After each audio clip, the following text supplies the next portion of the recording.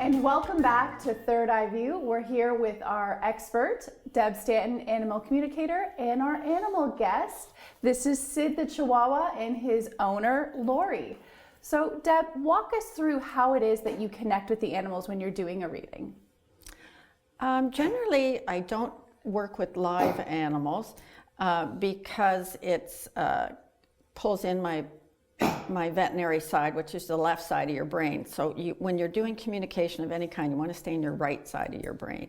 But we have Sid here today, and we're getting along fine telepathically. We're doing just well, fine. We couldn't resist the opportunity to bring in such a cute little guest here with us. Yeah. So when they're live, it's more of a logical, you're almost kind of diagnosing versus when you're looking at what is it that you typically use, a picture? Yeah, I have people email or bring a picture, whether it's hard copy or on the phone, and I just have to have a split-second look and connect with the face of that animal, and then I can work from there.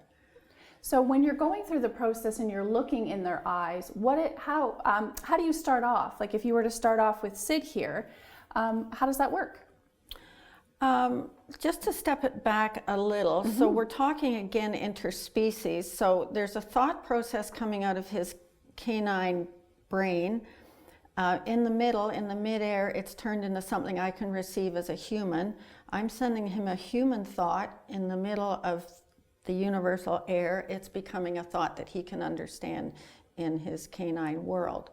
Would be the same if I was talking to a cat or a horse or a fish. It's that miracle in the middle that happens that becomes a universal language that we can both understand. Right, which seems kind of similar when as mediums and psychics, when we're connecting with clients in spirit, it's that change in frequency and vibration. Well, here it's almost like a change in complete language when you're connecting, how you're connecting with them.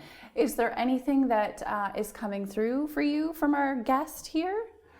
Well, tapping into Sid, and you'll probably notice that I'm not staring at him or don't have him in my face. And prior to him coming in the building or being in the building, I didn't run up to him and put my face in his face because even though we want to. It's very impolite in the dog world. So as part of your communication technique, whatever species it is, you're going to use some calming signals that they understand. It's hardwired in their brain. So for a dog to look another dog in the face is rather threatening. So I didn't stare at him, and I've turned my face to the side, and that's polite. That's being polite. So we're actually talking, but I don't need to look him in the face because I'm actually talking dog at the moment, hardwired dog behavior. So I'm just checking into him in a polite way. But usually initially there'll be something pop out. And what came out first with him, Laurie, I should back that up just a little because I go inside the animal, not in an invasive way, but I can only see things from their level when I am reading them, but I do ask them for proof of their environment. So that way people know that I am connecting with their animal and I am in their house or in their environment with their pet. So I'm just not pulling out simple stuff like if I'm reading a golden retriever and I say, oh, he likes to play ball, that would be pretty easy. And some communicators may go that route and that's not a good reading. Anybody can come up with that. So just tapping into your little guy, what he did come up with in his house environment. So I would, stepping into his house, would it make sense that there's an area with a hardwood floor? Yes. In your house? There's also a door, of course, but right there and then hardwood? Yes. And then a large window area that sun can come in? Yes. Okay, would there be furniture or a piece of something that he can get up on and look out the window? Not right beside the window, no. But close to that area because he can look out. Okay, because that's important to him. Outside stimulation is really important to him because we have to remember, and he wants you to remember that he is a dog, even though he's a little portable. You can carry him around, but he wants you to remember that he is a dog, but he is also thanking you for allowing him that stimulation. He chose to come down in this little body form as a nurturer, but still you are honoring that aspect of him that is that canine behavior that's never going to go away. So that's fantastic. On the other hand, now would there be knitting or something kind of, or something that you do with your hands? He wants to show me a scarf or an area where a scarf, or there's a long piece of either crocheted thing. Oh, there's a basket, yes. Okay, so he wants to point that out because he kind of thinks you're a little preoccupied at times in that area, which he doesn't understand. But again, he's tapped into you 24/7. So just explain the odd thing to him, because we don't tend to stop and explain that or acknowledge, but he is tuning into you all the time. You can see squirrels from your house? Okay. Because that's his job, he feels, is to keep the squirrels out of the house, of which he's doing a good job. So there's a feeder in that environment? Yes. Okay, so that's his other job. So he's protecting you and everything in the house. You have a partner at home? Yes.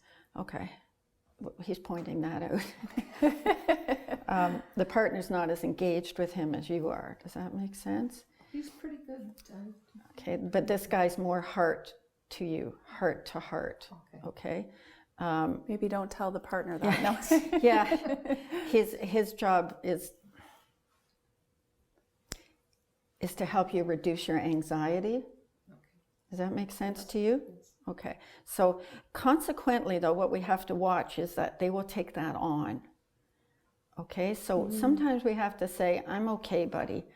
You know, I appreciate you help me working through this. I'm okay. You know, you don't have to take this on, but I really appreciate your energy and what you're doing for me." And that just relieves them a bit, because they're tapped into your auric field and your energy field and your chakra system all the time.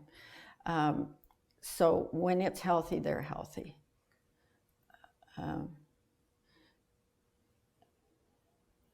You tend to eat some fried food. Oh no, he's outing you on that one, Laurie. Sorry. Sorry. But I'm just asking him what he is concerned about with you. But it's food choices. I'm sorry. Okay. Sometimes I can out some really neat stuff.